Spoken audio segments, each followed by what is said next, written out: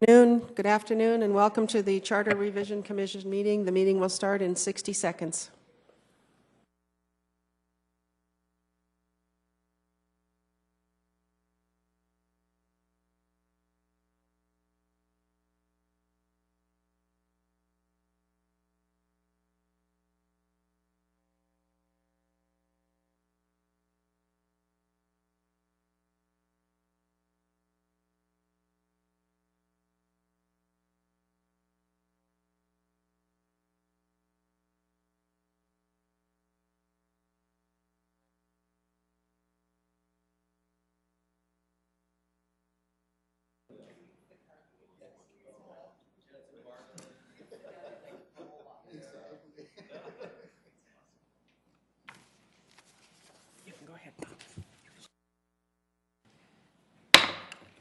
We'll call the meeting of the Charter Revision Commission together. It's 4 o'clock, our appointed time. Our first item will be the approval of minutes. First, I'll take attendance, Bob. Charter Commission member Timian. Here. Aguilar. Here. Entman. Polides. Here. Smith. Present. Thank you. Okay. My apologies, just trying to get back in the routine here. That's okay. Then the next item will be the approval of minutes from October 4th. Do I have a motion? Mr. Chair, I would move to approve the minutes of our meeting of October 4, 2017. We have a motion and a second. Any discussion? Hearing none. All those in favor? Aye. Aye. Opposed? Motion carries unanimously. In our last meeting, we set the agenda for today. We're going to be talking about Articles 1, 2, and 3. But prior to that, we thought it might be nice to go back and get a report from the people who were involved with the drafting of the original charter as to when that came in. And so I think today we have Joe Kirby and Dale Froehlich. So if you two would like to come up. And I will have to say I didn't realize at the time that, Pauline, that you were also on that. So maybe you'd like to go out and talk with them as well? Okay.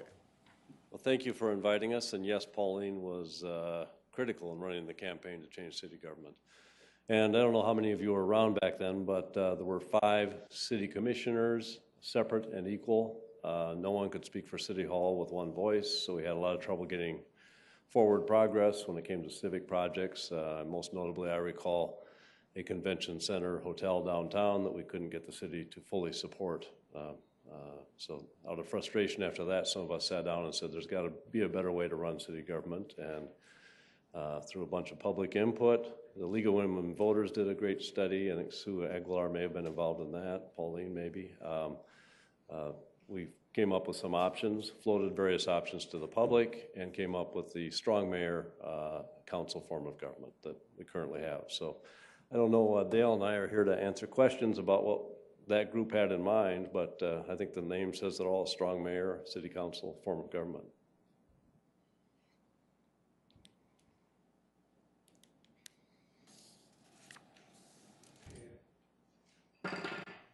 And would you say that that is the synopsis of our charter, strong mayor? Yes, we envisioned a city council being akin to a board of directors in a medium-sized company maybe, where the board is very part-time and the mayor would serve as the CEO and run the city in a very business-like fashion. As you were considering options on that one, I think the other item that we've come across is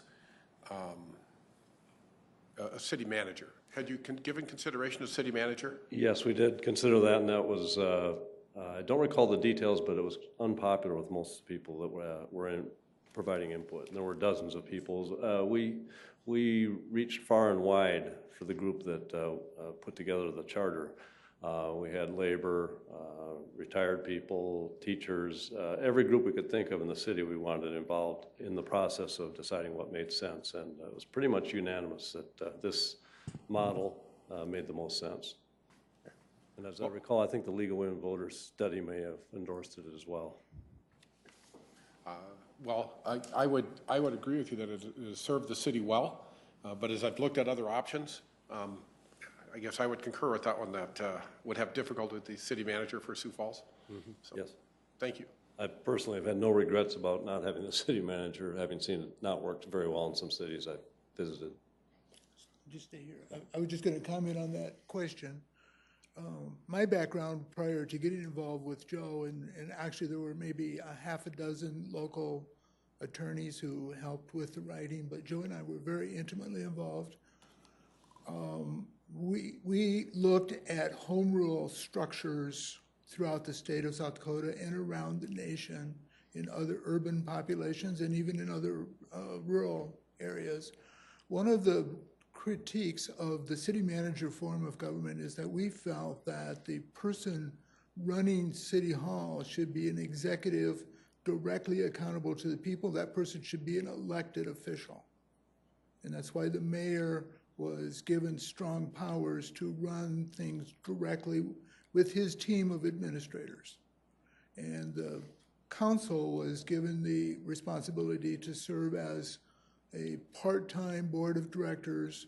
Ultimately, the council had the power to set the budget, adopt the ordinances, and set the policies. So they would really determine the direction of the city, and they would provide that that influence for forward thinking, but it would be the mayor through his executive team that would actually administer and direct the day-to-day operations of the city. Mr. Chair, so I understand, it was my understanding that there was somewhat of a template that you used in putting together the city charter from a national organization or whatever. I've never actually heard the council defined as a board of directors. I always had looked at it more as the legislative branch of city government. But I have heard that there was a presentation made to the present committee of the present council that it was not meant for checks and balances. Would you agree with that statement or not agree with it? That the council is not there as our legislature is or our Congress is? Do you see any checks and balances that are written into this charter or that are necessary in today's world? It's a good question, and certainly there are checks and balances in the charter. My view of the council is that they would have some legislative functions, and they would set budget and set ordinances and set policies, and they have the ability to approve extraordinary activities of the city. For example, new taxes have to be approved by the council and then ultimately by a vote of the people. But the legislative function would include giving advice and consent on certain appointments that the mayor might make. And so those are legislative functions. But we used a model form for a home rule charter. Perhaps you and others are aware there are national organizations that both represent counties and represent cities. And within those structures, there are other entities, other political subdivisions that have engaged in home rule, both initiatives and practices. So we were able to look at that for reference and able to use some of their wisdom coming forward. On top of that, yeah, I'll just say that we did take a model and we plugged in the design that the local community group had come up with. We had decided we wanted a strong mayor council form of government, so we plugged that in, and then there's multiple options as we went through the model, and the model didn't guide us as much as it gave us a good framework to put what the community had already come up with, the community committee had come up with that they wanted done. And back on the legislative thing, yes, the council performs a legislative function, but I don't think it's comparable to the Congress in the federal system. I don't think it's a separate and equal body like you see with the legislature there and the president. I would call it more a board of directors in my view of way of thinking. And it's also not comparable to the South Dakota state legislature. It might have some legislative functions, but there actually was a group of citizens called Citizens for Modern Government who met numerous times prior to the drafting of the current charter, and they recommended from a variety of perspectives, they recommended what they thought would be the most effective structure that those of us who engaged the writing then followed. It was a process that took over 6 months. It took a long time. I'd say the only thing we totally agreed on was we all wanted to replace what was in existence because what we had was not working. Okay, because prior to this form, all 5 of those would have been considered full-time city employees? Full-time employees, yes. And the way the city was structured, each elected city councilor was given authority for certain aspects of City Hall. So one person had public works, one person had utilities, one person had parks.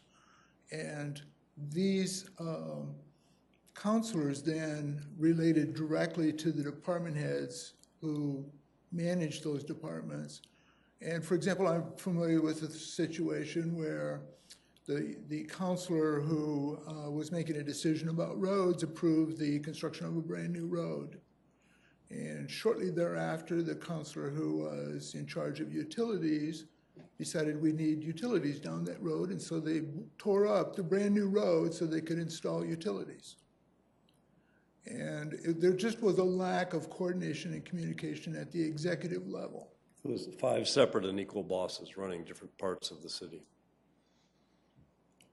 We felt that it would be better to have accountability, direct administration, and a sole person trying to establish that collaborative effort between all of the department heads simultaneously. Okay, and so so we went from 5 full-time employees to 1 full-time employee, but then on the city council have the way there was, 3 at large and 5 in districts to make sure there was geographic representation, but that 3 would be at large I think it was 5 districts we designed and 3 at-large seats, as I recall. Right, and you're probably familiar with the compromise that was made at the start of our country between the House and the Senate, between states who all wanted to be equally represented and districts who wanted to be represented on the basis of population. Northern states fought with southern states and worried about who would have control of that government. So they made this huge compromise that the Senate would be representative of each state on an equal basis, and the House of Representatives would represent the people on an equal population basis. They had formulas for the counting of natives and slaves, but essentially there was 2 different formats of representation. When we were talking about how best to structure our government, we thought it was important to have at least 5 districts in the city so that each portion of the city would have a voice. We also thought it was important that there be a number of at-large council members to give the overall view of the entire city. Hopefully, when council members get elected, they can see beyond their own district. They can see and make decisions for the good of the town, the good of the community as a whole. And I'm going to put my ignorance on display here. Were those districts equal in population, and are those subject to when there's a census on redistricting? Yes. Correct. Oh, okay. Which we've just recently gone through a restructuring of the boundaries for those districts. Okay. Thank you. Mm-hmm. Any questions? I would have another question, thank you. In the notes that you provided to the council or the group, and to those attending the meeting. There were items that said that it was not anticipated that the City Council will have any offices nor dedicated support staff. Would you agree or disagree at this point in time with the growth of the city, the number of employees, the population growth, the amount of land that has been incorporated into the city, and the large growth of the city budget? Would you agree or disagree that that is no longer appropriate or relevant? I would disagree. I think the city council job is probably a lot like parenting, where there's endless demands and there's limited time. And it's been that way from the start. I know the first batch of city council members came in and said, this is impossible. We can't possibly do this job in 10 to 15 hours. Every group that's come since then has felt the same way. We've been called in every 5 years to explain what the heck we were thinking. I think that's just the tension that needs to exist. The goal is to make this a part-time job so that all citizens can consider serving. People with a full-time job can consider being on the city council. If we make it a bigger job, then suddenly we'll limit ourselves to retirees or people without a regular job. So that was our thinking then, and I think no matter how big and successful our city gets, I think we should still keep this a part-time council. And I would offer the perspective just immediately prior to the drafting of this charter. My full-time employment at that time was as a deputy state's attorney for Minnehaha County. And my specific duties were to not only do some prosecution, but to represent the individual departments of the county. So I basically was the attorney for the county commission, and also the attorney for the other elected county officials, which included the state's attorney, the auditor, the treasurer, the register of deeds, all of those people. So I had some hands-on experience of working with a variety of department heads who were elected and also the councilors who were elected. And I'm aware that conscientious people, hardworking councilors, often feel that there's no way to do this job on a part-time basis. If they really want to ethically do an effective job as a counselor, they often feel compelled to be on duty 24/7. And I think that strain of responsibility is enhanced as soon as the city grows, gets certainly the size of our current city. It was actually that feeling of responsibility was even effective at the county level way back 20 years ago when the county budget was only $15 million. Today the county is 3 to 4 times larger than that. And you know, there is an administrative assistant for the county commission at this point. I know you folks have some staff to work with, or the councilors who are present have some staff to work with.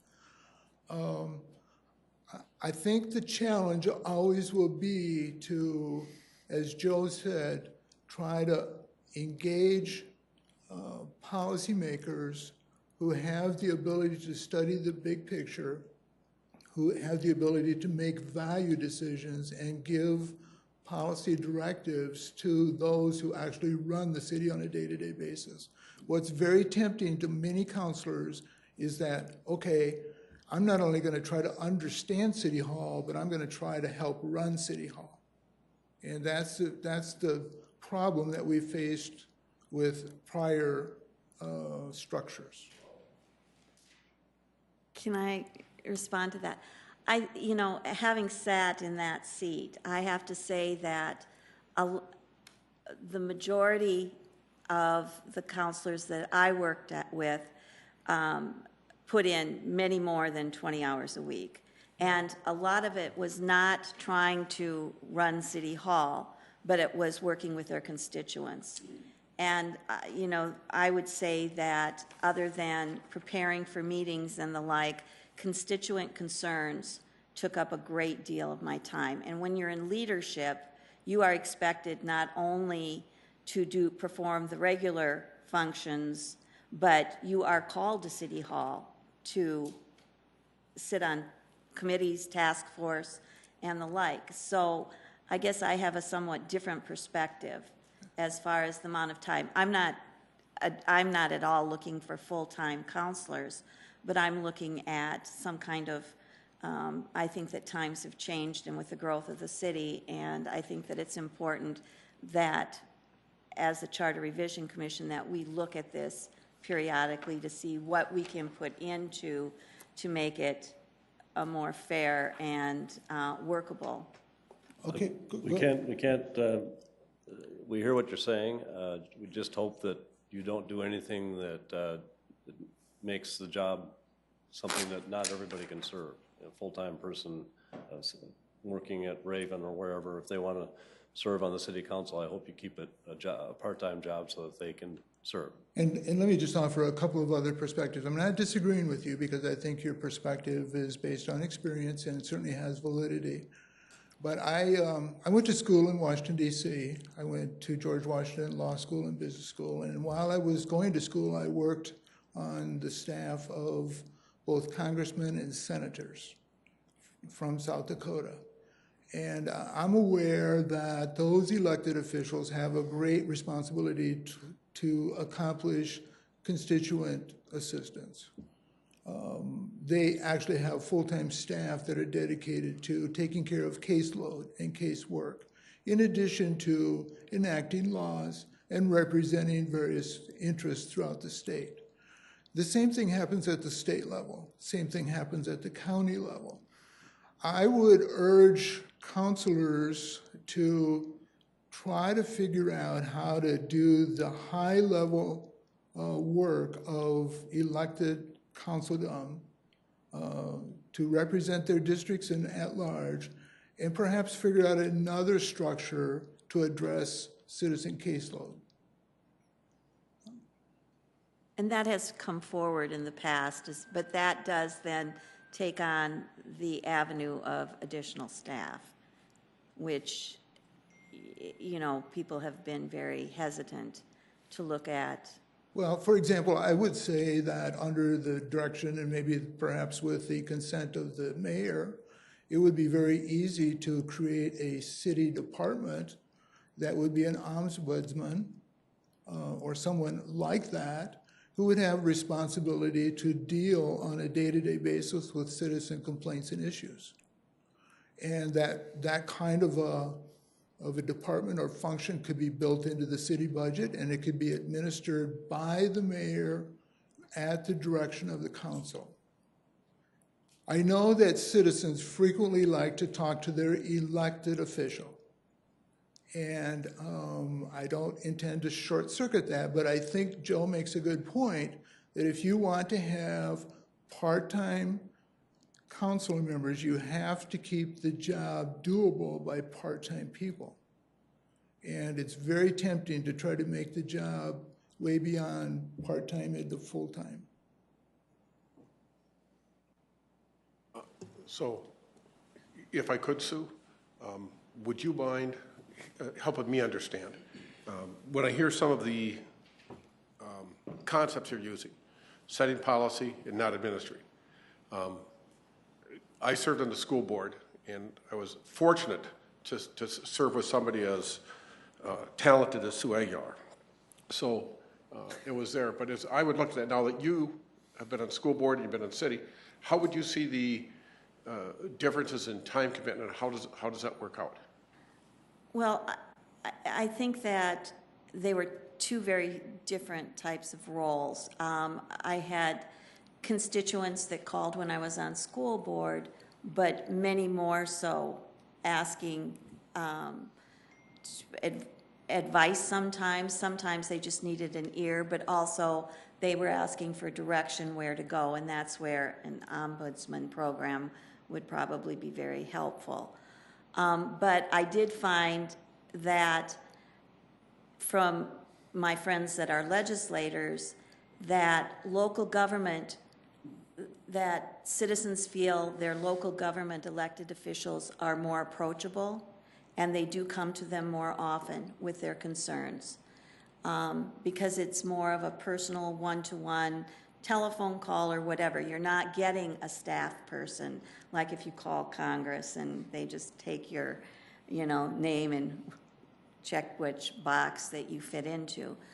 So it is, if you are a true public servant, you do feel that you owe it to the people that have elected you. And I agree that I was a representative for the Southeast District, but once elected, I felt I served all the citizens of Sioux Falls. And the calls that I got were from citizens throughout the city. Thank you.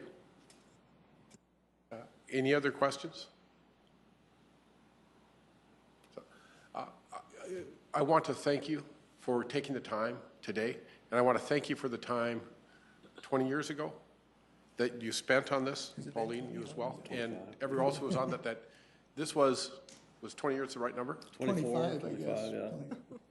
Oh, how time flies. Yep. We used to be young. You still are. So, thank you.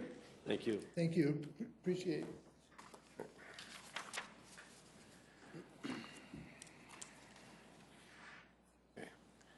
The next item on the agenda is new business, and we're going to start with the Charter Article 1.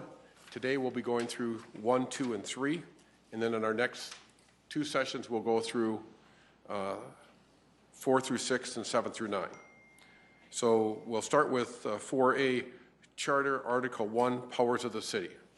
Is there anyone that has questions or concerns on that as it is written?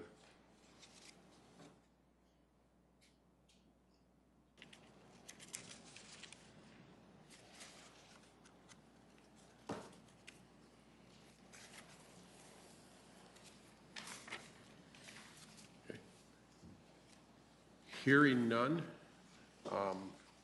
I will move on to Charter Article 2, City Council.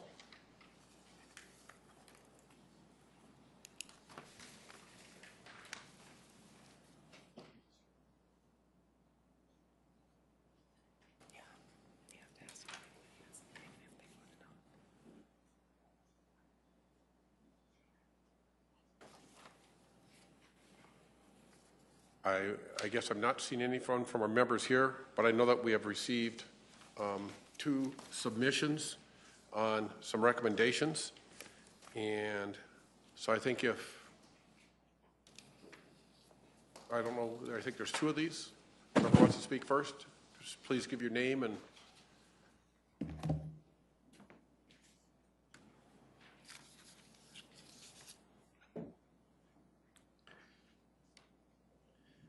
Mr. Chairman, members of the Commission, thank you for your time today. My name is Greg Neitzert, and I'm the City Councilor for the Northwest District. The following proposal to amend Article 2 applies to election procedures for City Council members. Since 1998, City Council elections have been by plurality with a 34% minimum provision. This provision is an ordinance, not in charter. The ordinance passed in 1998 required a 50% majority threshold for the mayor and a 34% plurality threshold for City Council. These requirements have served us well for the last 18 years. In September, an amendment to an election cleanup ordinance altered 18 years of election procedures by requiring a majority 50+1 threshold for election, otherwise a runoff would be required. Today I stand before you with the proposal to let the voters decide what is more appropriate, a simple plurality with a 34% minimum for City Council election, as has been the practice for the last 18 years, or a new majority 50+1 requirement. And I have that proposal up on the screen. And I just want to note, this is what we were going to vote on that night before it was amended, so this has been vetted through the city attorney, and it's the exact language that we were looking at.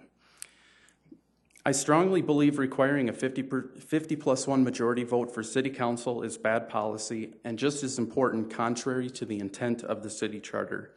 I would like to give you a few of those reasons I believe that this is a bad policy. Requiring a 50+1 majority rather than a 34% plurality will increase the number of runoff elections. Runoff elections cost the taxpayers money, contribute to voter fatigue, have lower turnout than the regular election, and will drive up the cost of running for city council, which is supposed to be a part-time citizen position.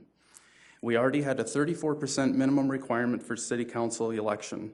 This already provided a firewall to ensure that a fringe candidate would not prevail in an election with several candidates fracturing each other's voter share. Virtually all other elections from federal all the way down to the local level only require a simple plurality. No one questions the legitimacy of a candidate elected with less than 50% of the ballots cast.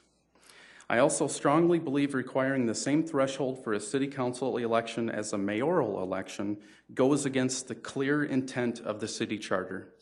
The charter created a strong mayor, full-time administrative and executive position who has extensive powers and day-to-day duties. The city council is a part-time legislature with limited duties and powers. We heard that over and over with the founders just talking about that. While the city council has a critical function, it is self-evident that the powers of a city councilor are not the same as the mayor. Recognizing the extensive power and duties of the mayor, requiring the 50% majority threshold for mayor has some logic to it. Requiring the same of a part-time citizen city councilor does not make sense. I also believe that allowing the city council to modify its election thresholds goes against the intent of the charter as well. Article 8 of the charter, which outlines how to amend it, does not allow the city council to submit to the voters an amendment to the section I am asking you to submit to the voters. The reason seems self-evident. The authors of the charter apparently did not want the city council directly affecting their own election procedures. It seems contrary to the intent of the charter that we as a city council should be able to adjust our own election thresholds. Enshrining this provision into charter will leave that power to the people. Keep in mind, without this being enshrined in the charter, there is nothing stopping a future council from reducing its election thresholds in the future. You may ask why I am proposing that we ask the voters to consider a 34% provision rather than the 50+1 majority language. I believe the only way to glean the will and intent of the people is to give them a choice. The current ordinance now requires a 50% majority vote for city council.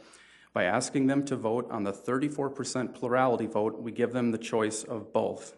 Asking them to vote on the 50+1 majority provision, which is already an ordinance now, doesn't give them that choice and won't give us a sense of what they want. An affirmative vote on this charter amendment would return the city council election threshold to the plurality with the 34% minimum requirement. This policy is one for the people. The city council should not be able to affect its own election thresholds. Thank you for your consideration, and I'll be happy to answer any questions.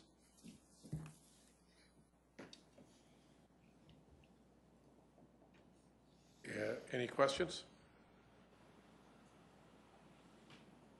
Mr. Chairman. Councilor Neitzert, thank you for your testimony. Just a question in the opening language of your proposal. This is just a technical issue. Since you're proposing this would apply to every candidate for city council, can you strike the language in your opening sentence, at large, and then also and district council members, so it simply says in elections for council members, comma? In other words, this would apply to all of them? Sure, that's what came from originally what this language was drafted by the city clerk. It was essentially as cleanup language, and obviously the city clerk doesn't take a position on policy, but it was originally a cleanup ordinance. The exact, if you make that modification, I don't see that as substantive. I wouldn't have a problem with just making it council members and not having it specified. Thank you. And on the one given us, where D is replaced by E, that would really be C is replaced by D. It is a C. It's right. It's right. Yeah, it was C and it becomes D with a new C being inserted.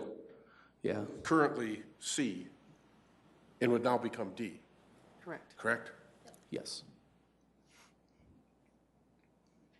Okay.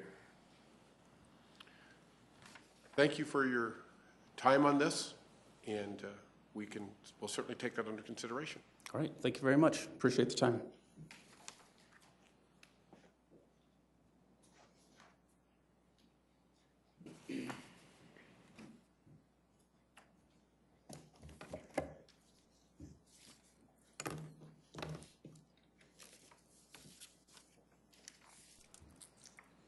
Good afternoon. Kirby and Erickson, Sioux Falls City Councilor at Large, serving the whole city of Sioux Falls here. My proposal is on the screen for you, and there are copies available. This is more of a communication with the charter revision to start the conversation with you all as well. There are multiple options as far as bringing this particular proposal forward. This started, as most of you know, I was a former legislator, and this started years ago in 2015, 2016, as I started looking at the requirements as far as what's required to vote, 5 votes, 6 votes, how does that look? And so as I started researching and looking at that, I noticed some clear differences with the legislature, which we heard today, that the legislative body is very different than the city council. But looking at that, also one thing I saw in my research is that there are many examples with our South Dakota Constitution, as well as our charter, as well as city ordinance, as well as South Dakota codified law, citing many supermajority examples. And so the proposal that you have in front of you, as I was looking at this, was when we bond for large projects. Right now it's just required to have a simple majority, which is 5 council members. And so what you'll see in front of you is an affirmative vote of 6 or more members of the council when bonding for the issuance of a sales tax revenue bond.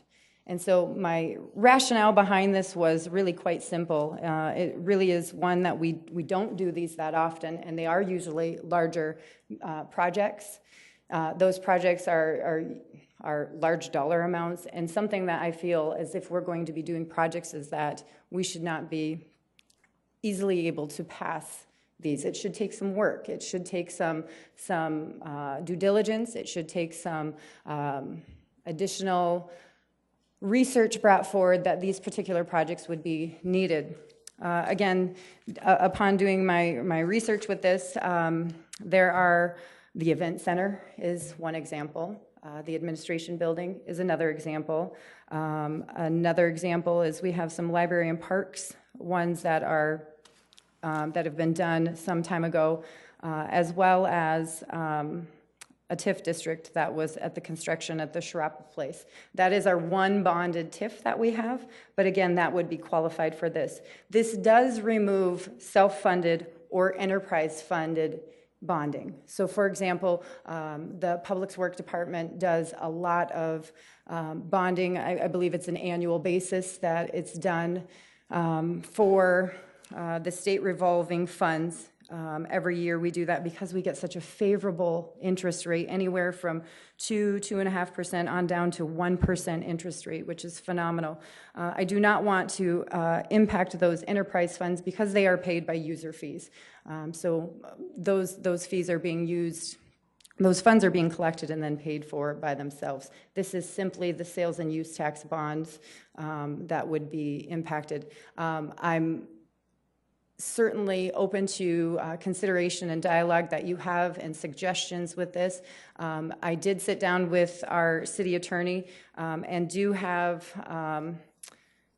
it's a client privilege document that he gave me, a summary listing all case law that was done back some time.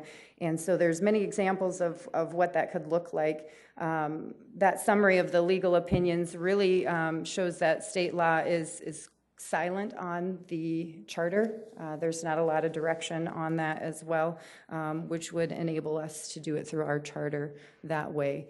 Again, like I said, there's a couple options. It's something that you all could act on, or it's something that could be brought forward by the city council, since we're not restricted in this particular area. So more or less today I wanted to come forward, have that communication with you, get your feedback if you have any, and be available for any questions as you move through this process. Mr. Chairman. Yes. Thank you, Councilwoman, for your testimony. As you mentioned, you were a former legislator. I was in your position. You were in mine many a time out in Pierre. So the opportunity to ask you questions when I have you in the hot seat is one I can't pass up. No. Thank you. Just to confirm, Article 8 of the Charter, Section 8.01 sub B would not prohibit the city council from acting on this proposal. So you could, as the city council, you have the power to propose by ordinance an amendment to this section as you've spelled out here. Is that right? That is correct. And then, Mr. Chairman, one more question, Councilwoman. So this would only impact, as you said, the biggest of the big, the sales tax revenue bonds issues, but the issues such as the cost recovery assessments by the city engineer's office that get our water mains and our sanitary sewers, or even something as important for economic development as tax increment financing, those kinds of issues would still be under the normal voting procedures for the city council. Yes, the state revolving, the SRS for the enterprise, the TIF would actually be considered to be a sales tax bonded, pledged TIF, the TIF district that was done for Sharapa Place. And that was our one and only TIF that had been done prior to my time that was bonded for. In my experience and what I have been told, it's not a common practice to be bonding for TIF. Some municipalities do that, but the risk, again, in my opinion, falls more on the citizens and the taxpayers. And so most times when those TIFs are done, they are done at the risk of the developer. And so this is fairly uncommon. It's allowed, but it's just not traditionally the way that the TIFs are done. So this TIF would have been considered in that. But the improvements for water, sewer, those would not be included. Mr. Chairman, one more follow-up question, Councilwoman, on that note. So from your standpoint, having served on the City Council now, and I know we have some other City Council members both in the room and then on the Commission, how difficult would it be if this was expanded, if your proposal was expanded to include more than just sales tax revenue bonds? What would the implications be for the operation of city government and for the operations of the City Council? Thank you for the question. You know, there has been rumors of including any fee. Any fee that is raised should require a supermajority, and that's something that I do not support in the name of progress for our community, that this is for those large ticket items. Those items were not included in this particular proposal for the reason of progress, making sure that we have clean water, our infrastructure is up to par, and those things. That's why that's not included, and because they're from enterprise funds and paid with user fees. But I think that would be certainly a slippery slope to include any additional items in there, just as we try to continue to move this city forward and also addressing the growth in this community. We see our city expanding fairly largely every year. I do have, I can leave some over there. I do have from September 2013 the outstanding bonds that we have, and this is public knowledge, obviously. It's out on the website, but I'll leave some over there in case you want to take a look at these as well, or if anybody in the audience wants those. Thank you. Thank you. Appreciate that. And I think we were all giving copies of that as well. And I think there's one more on Starr. Yes, thank you.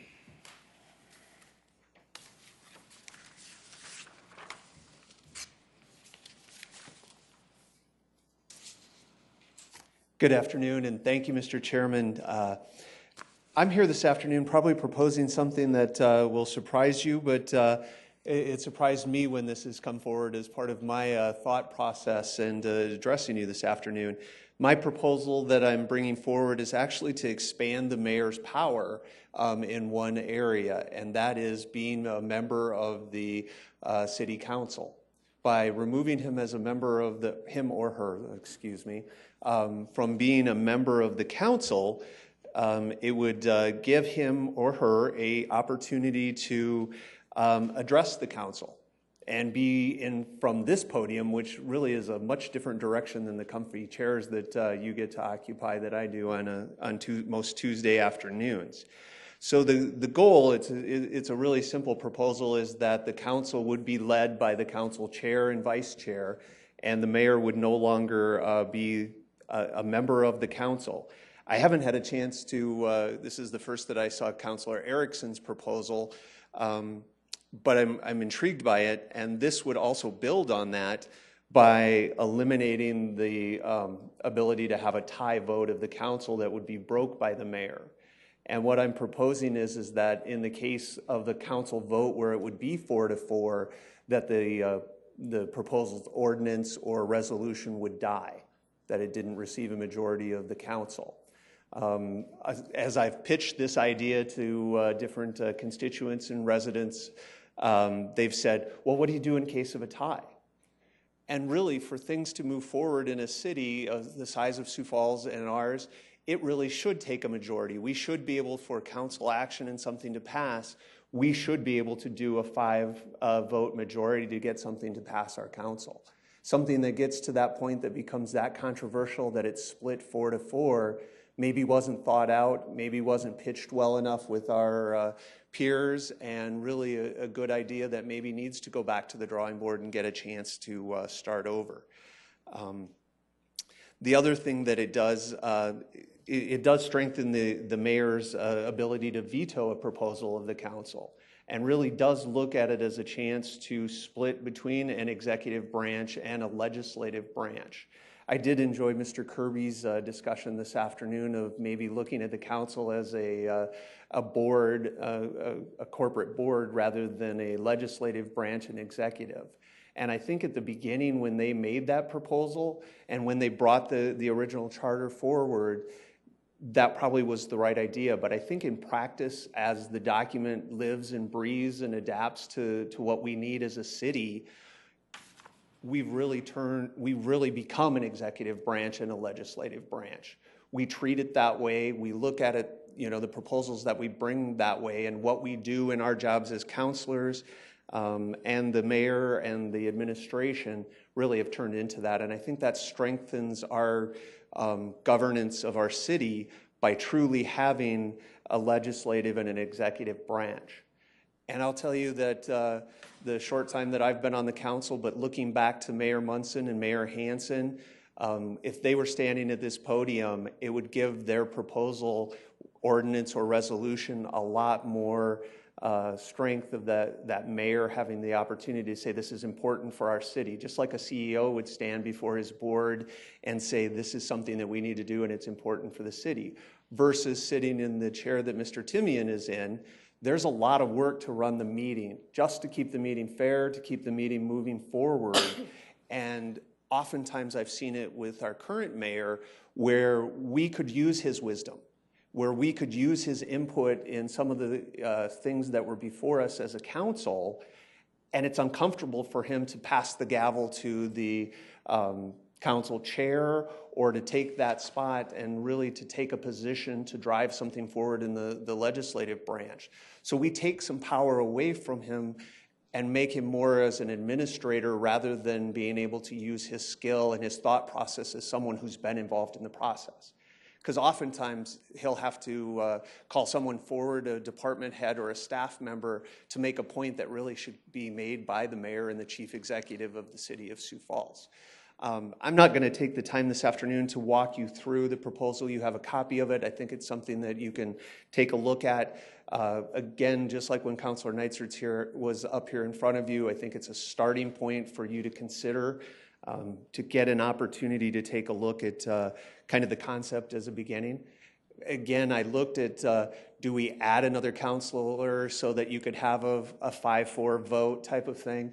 I don't think there's any desire to add another counselor, just as I don't believe there's any anybody in favor of maybe taking one council position away. So leaving it at that 4-4 is probably the most controversial part of this, what you do in that case of a tie. So, and I think I've made that case. So if anybody has any questions, I'd certainly be happy to address them. You have that look. Anyone have any questions? Simple enough. But if I could. Yes, absolutely. Thank you. Just have you state your name. Good. My name is Pat Starr. I am the city councilor for the Northeast District of Sioux Falls. And I do, as the gentleman earlier this afternoon were talking, I do take yes, I live in the Northeast District. That's how I was elected, but I really take a position that I represent the entire city of Sioux Falls. I think that my fellow councilors have that same opinion as well. We just drive by different things on our way to work in the morning, so we get a little more insight of what part of town we live in. Thank you. That was easy enough. I thought you were going to have something a little tougher. Thank you. And yes. We can, I understand, we can also talk about something though. We can address you even though we weren't on the agenda, right? Yeah. Yes. We do have public input later on, but. No, I was going to talk about something Okay. in reference to this. And I had kind of toyed around with the idea. Right. Teresa Could I please Stehly. get you to start with your name? Teresa Stehly, at-large council member.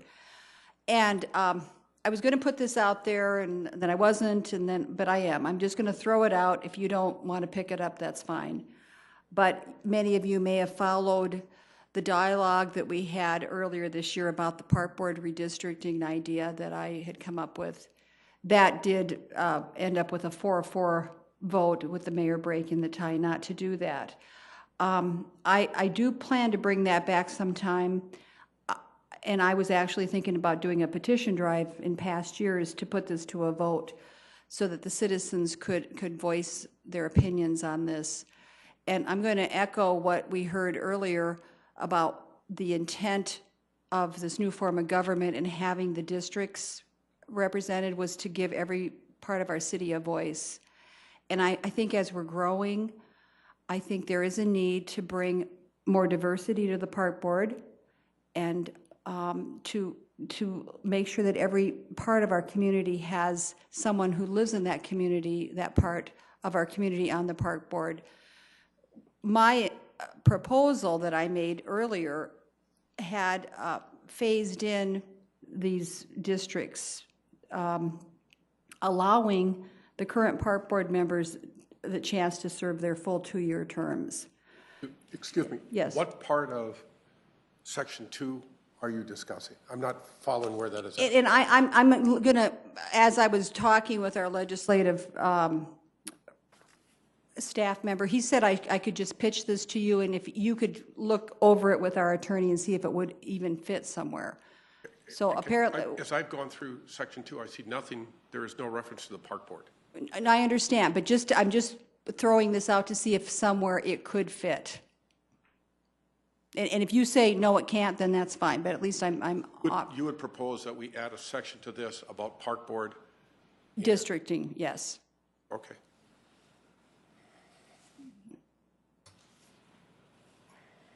And there again, my understanding is that during this commission, you take suggestions and then you vet this out and talk about it and say, yes, it will work, no, it won't. Am I understanding that right? Correct. Okay. So it would delight me if you would look at it and say, hey, whether you agree with this or not, you say, look, it's important enough that the voters could have an opinion, be able to voice whether they think we should have this district representation or not. Yes. Mr. Chairman, Councilwoman Stehly, thank you. It would be helpful for me if probably by our next meeting, which I think is later this month. 15th. Yep. If you could present something in writing to kind of explain how this would work, and then if you have an idea where it could go in the charter, that's fine, but otherwise we'll consider where that could go, but just more detail and explanation on how the districts would work for the park board, terms, those kinds of issues. That will be helpful for me. Excellent. And I'm throwing this out to say the fact that you've even said we'd like to see some more information is positive, because if you didn't say anything and you're asking for that, so I will bring that to you. But I'm totally open if you say, hey, we're not interested in this at this time, and do it some other way, petition drive or whatever, that's okay too, but it doesn't hurt to try. Okay. I guess, to me, the question is where you'd see it fitting in Article 2. Because that's what we're talking about right now is Article 2. Right, and I'm pushing that back on you to say, does it fit anywhere? Okay. And we Okay. do have okay. Thank you. And with the legal help, okay? We do have a section later on for public input on everything in general, but not on, but today we're trying to talk just about Article 2. Okay. Thank you.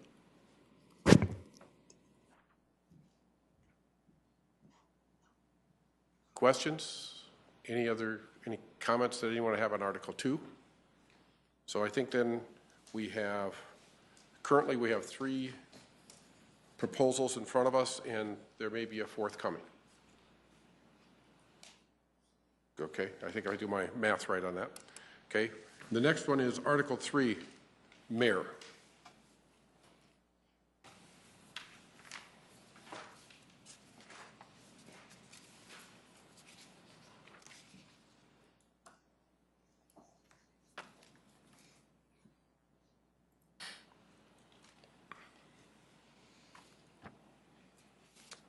Any questions from anyone here? Any concerns on Article 3 on the mayor?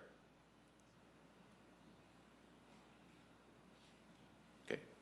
And it looks like we have someone who'd like to speak on Article 3. Yes, Mr. Chairman, members of the commission, thanks again for your time. Again, I'm Greg Neitzert, City Councilor for the Northwest District. This proposal to amend Article 3 applies to the election for mayor.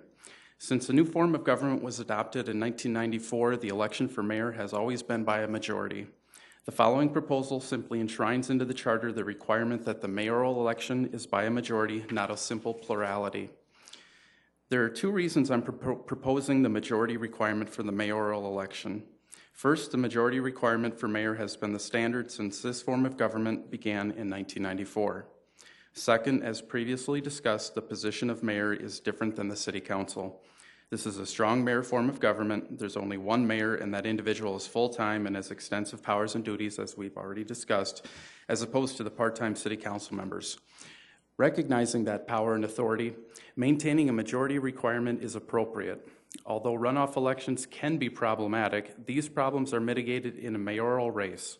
Mayoral races drive voter turnout. Historical data demonstrates voters do and will turn out to vote in a mayoral runoff election. I've looked back at all of the elections. It's very, very clear. Mayoral drives out turnout like the president does. City council is more like an off-year legislative race. People will turn out for a mayoral runoff. Because we have one mayor and that mayor has so much power and responsibility in our form of government, requiring the higher standard is an appropriate safeguard. If we're going to enshrine city council election procedures into charter, which I hope you'll take a look at doing from my previous presentation, it only makes sense to do the same for the position of mayor. This maintains the status quo and protects a mayoral election requirement from changing without the approval of the voters. Consider the fact that there is nothing stopping a city council from reducing the mayoral election requirement to a simple plurality through an ordinance. The requirement for a mayoral election could change fundamentally for the first time in this form of government's history. A change this fundamental should be left to the people. Thanks for your consideration once again, and I'll be happy to answer any questions. Any questions? Mr. Chair? Counselor, did this come up when the other was proposed? Are you talking about at our September meeting? Right. No, it did not. The only change was to increase the city council threshold. And in fact, thresholds weren't going to be touched at all. It just happened by amendment. Councilor Rolfing brought the amendment to increase the council threshold. Mayoral threshold was not discussed at all. The argument from the other side was that everybody should be held to the 50% standard. So there was no discussion at all about reducing the mayoral threshold. But I figured if we're going to do one, we should do the other, enshrine them both, and let the people decide. And I think, you know, it's very clear. Again, I've reiterated it many, many times. The mayor has so much power, and we have one mayor and 8 city councilors. I've told people that one bad city councilor is a nuisance. One bad mayor is a disaster for the city. And so I think having that increased threshold is really important. And I'm not minimizing what city council does. Obviously, our job is very important, but I think there's just 2 different tiers. So, Thank you. Any other questions? Thank you. Thanks a lot. So as I look at this, we have 4 on 2 and 1 written change on Article 3. Any questions or anything that anyone would like to discuss at this time on those 3 sections or 3 articles? Okay. Hearing none, we'll move on to public input. Anyone from the public would like to have input on any items? Hello again, Teresa Stehly, at-large city council member. And I just wanted to comment about the introduction we had at the beginning. And 2 things, the part-time aspect and the legislative aspect. I so appreciate Sue Aguilar being on this commission, bringing that experience that she's had actually serving as a city council member forward. And I will tell you that as a city council member, I'm constantly looking to say, what are the needs of our community? How are we best going to serve our growing group of citizens? We are voting on ordinances, resolutions, zoning issues, and they're heavy, they're important, they affect our citizens. And many times an ordinance is going to come out of a concern that a citizen has. So in order for us to make the best decision, we have to be listening to those citizens, and that does take time. Case in point, we had a woman, she happened to be my neighbor, who called me, and she had been viciously attacked by a dog. And our ordinance didn't cover the ramifications of that very thoroughly. And so she came forward and spoke at public input and raised the issue, and because of her concerns, the city attorney's office started working on tweaking what that ordinance mandated for dealing with vicious dogs. So as a result of her need, we did something to make it better. Over and over again, those of us on the council have had experiences with citizens where we've heard them and listened and done our research, and we've voted because we've been enlightened from what they had to say. And it takes a lot more than 10 to 15 hours to make that happen. We frequently come in on a Tuesday at 2 o'clock, 3 o'clock for an extra meeting, and we don't get out of here till 9:30 at night. And that's just our Tuesday meeting obligation. So then you go past that into returning phone calls and vetting things out, meeting with department heads. It takes a lot of time. I am single. I can make it work. But some of my colleagues are men and women who have families. They have other jobs. And this really can be a hardship financially to do it right. So to say that making it, I mean, as far as compensation or recognition of this, to expand it to say it's a 20 to 30 hour job is going to keep people out of the mix, I don't agree with that. And actually what I've observed in the last 11 years is a lot of people who can do this are retired or independently wealthy. So it's, or self-employed where they can have that maneuverability. So I do think as we move forward, we're going to probably need to look at tweaking what this thing looks like and what the job description is. But I think it's more than a board of directors. Yeah, I take it very seriously. We're making big decisions for people, and we need to be hearing from people personally in order to make that happen. Another case in point, we're signing off on contracts. We're signing our names to a contract to support it. That's a big deal. We had the police union issue that came up. We were told we couldn't talk to the police union while they were doing their negotiations. But at the end of the day, we sign off on their contract. Thank God we were able to go in and meet with them after the contract had been gone into remediation and arbitration and whatever. It didn't work. the way they wanted it to. But we went in and actually listened to them. And that you can never replace hearing it firsthand from somebody, what's happening and how this is impacting their lives. So I think we need to do more representation. And if we ever put this out to our citizens, I think they would agree that they want our city council members, their city council members, to be able to respond to them in a greater way. My kitchen has become my office. My home actually has become my office. We don't have an office here. I meet with citizens in coffee shops at their homes. We have no place to meet them here. We have no, I don't think the citizens are aware of that. There's no like a private confidential office space to meet with people. So those are things I'm hoping we can look at maybe incorporating into our position as we move forward. And I appreciate your service here, and I appreciate being a part of this, this process. Thank you. Anyone else with public input?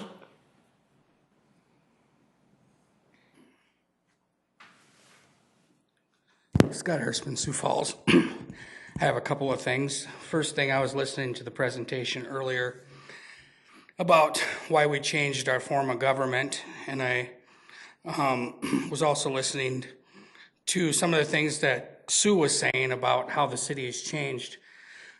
She's right. It's a much different city than it was in 1994. Just for example, I always bring this up to people. When Gary Hansen left office, city debt was at $90 million. God, wouldn't that be great if that's what it was now? It's close to $400 million right now. So that just tells you how much city debt has grown since Gary left office.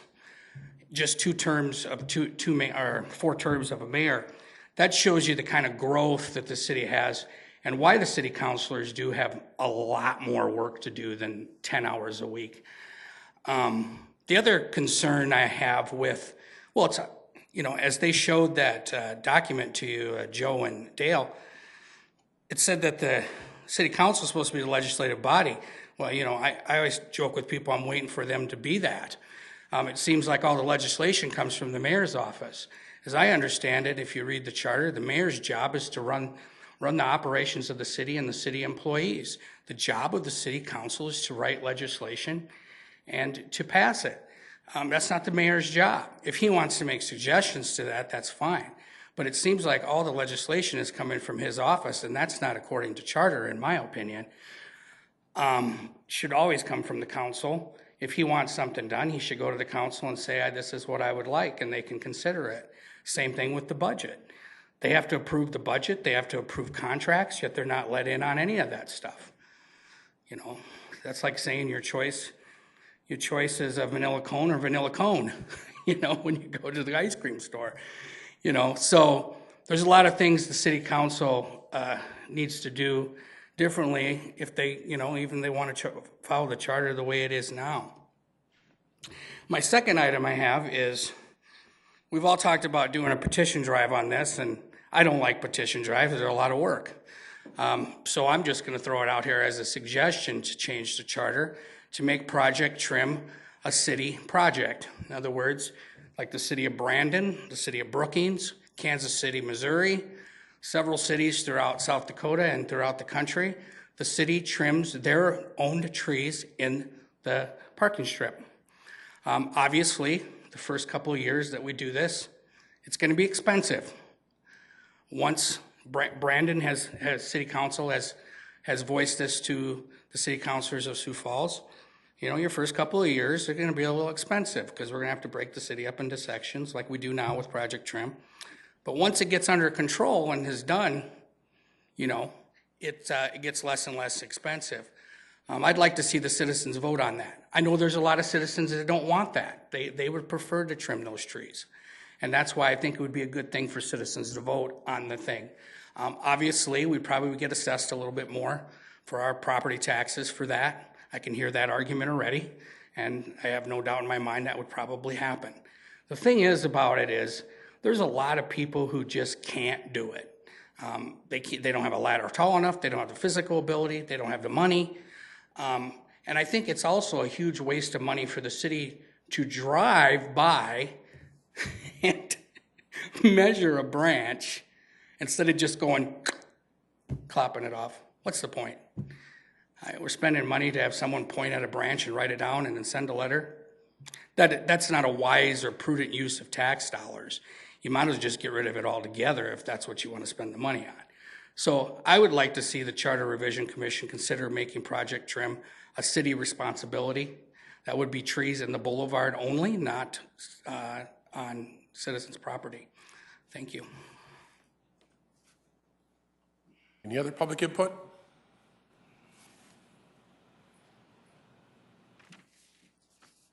Bruce Danielson.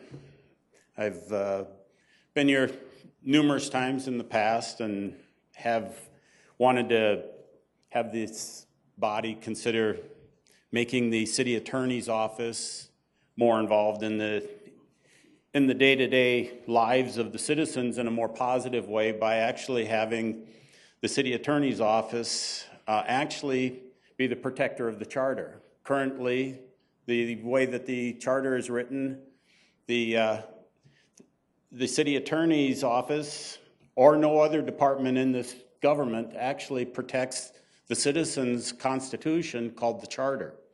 And I think that's something that we need to be looking at and considering. I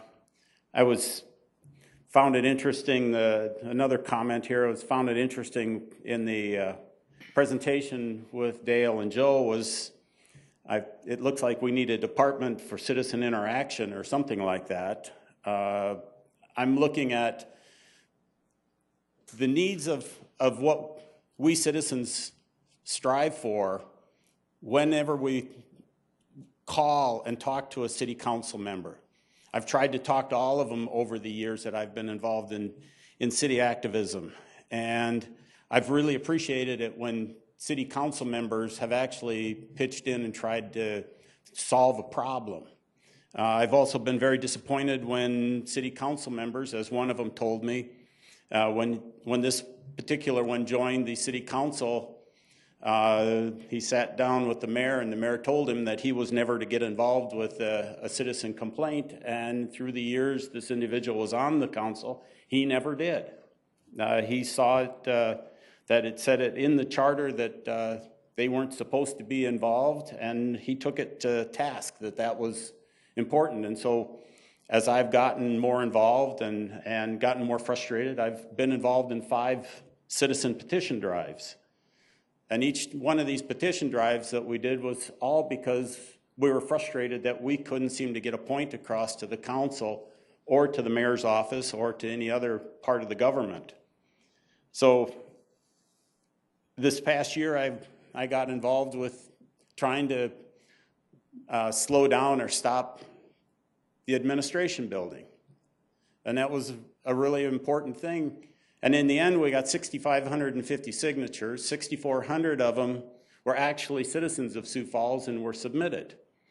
And if that doesn't say anything at all, it shows the pent-up frustration that the citizens of Sioux Falls have. And in a few days, I'm going to be talking about some information that I've been working on, because one of the things I do for a living is study data. And I think some of you may be surprised by what I'm going to be bringing forward. But one of the things that's really been important through all of the citizen action I've been involved in since 2012 is the park board districting.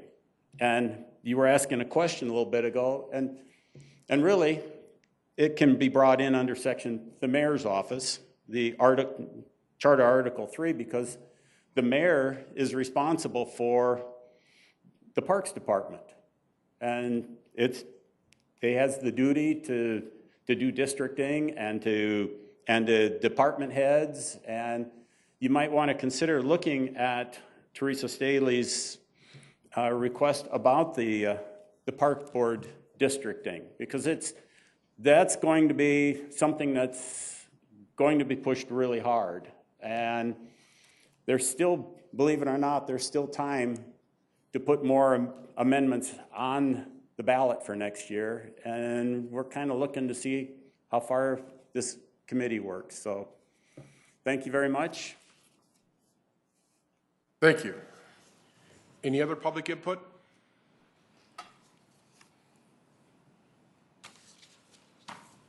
Okay. We've now reached the point in the agenda for open discussion. Is there any items that anyone would like to discuss? Mr. Chairman, I would just ask the members of the City Council who, if there's any further activity, particularly on those items that can be amended in the charter by ordinance passed with the City Council. So in particular, Councilwoman Erickson's proposal to amend Section 2.11. If any further processes move forward in the City Council along those lines related to the charter, if the City Council could just keep us posted on those. You know, personally, I would, given what appears to be a potentially crowded docket for the Charter Revision Commission this year, I think it would make sense, particularly if there seemed to be some good support for something in the City Council, that maybe if the Council can do it on their own without the Commission having to act on that or having to have an election on that issue, that maybe that would be the better route. So if you could just keep us posted. But otherwise, thank you for all the input, both from the members of the Council and the public today. Anyone else? It seems to me that an item that we need to give some consideration to is when we look at City Council. Should it be a full-time job and they're prohibited from having other employment so that when people would run, they would put their careers on hold? How would that affect the quality of counselors? Would it encourage or would it discourage people from running? If we said it's a half-time position and they could work half-time outside, what effect would that have? And so I think as we look at that, the considerations that are there as to how it should go. So it's going to be interesting as we have some time to consider some of those issues over the next few meetings. But I think that was pretty clear in this one, in that as it has evolved, it is more than the 15 to 20 hours a week. And that, how do we do that? And we heard the original encouragement that it be very much a part-time, so that any citizen in Sioux Falls could run and not feel like it is interfering with their career as to how that would go. So it's going to be an interesting next few meetings as to we go through this. Now our next meeting is 2 weeks. It's November 15th. And I think after that, or is it the next one, the 29th? December 6th. Okay. Any comments, questions? Hearing none? Thank you for, there is one more item I need to get to, though. We have a new face up here. Danny, you want to? Well, I'll just introduce myself to those that don't know me. I'm Danny Brown. I'm one of the assistant city attorneys here in Sioux Falls. I'll be serving as legal counsel in this body until a later date. But I look forward to the opportunity, and I'm here to answer any questions that you might have now or later, and I think we'll work together well. Okay. Thank you, and we'll look forward to having you at our meetings. Anything else for the good of the order? If not, meeting adjourned.